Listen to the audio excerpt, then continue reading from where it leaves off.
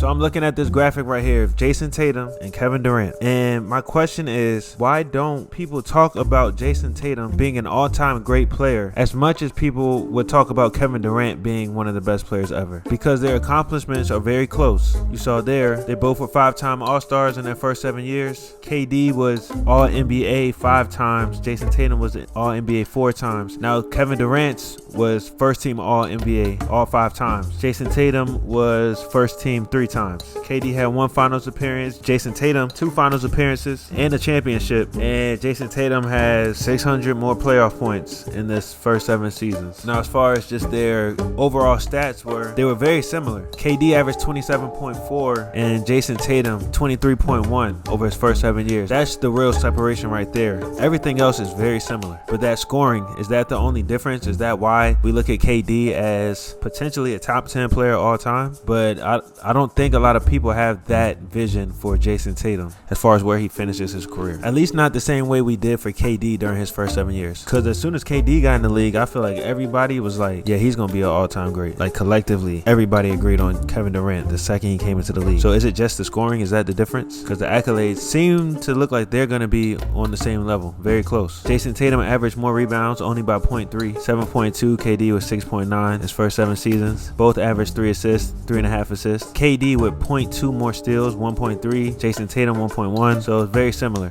Field goal percentage, KD 47, Jayson Tatum 46. Both 37% from 3. Both in the 80s from the free throw line. The only real separator, well, there are 2 real separators. One is the 27 points per game to Jayson Tatum's 23, and KD has an MVP. He had an MVP in his first 7 years. But if Jayson Tatum wins an MVP, let's say he wins MVP next year, like, are they the same level player? Is that where Jayson Tatum is headed? Well, Jayson Tatum finished his career a top 10 player all time. I do think that he needs to improve his scoring and get his career averages up because he's only at 23 points per game. His first 2 seasons, he averaged 13 and 15. But after that, it was 23, 26, 26, 30, 26. So he can score at the same clip as Kevin Durant. KD averaged 20, 25 his first 2 seasons, but after that, it was 30, 27, 28, 28, 32. All right, so about 2 more points per game than Jayson Tatum. I will say this, I feel like he has the advantage as far as first 7 years over KD in the sense that it looks like he is going to be a Celtic for life. I think he should be a Celtic for life. So he won't face the criticism that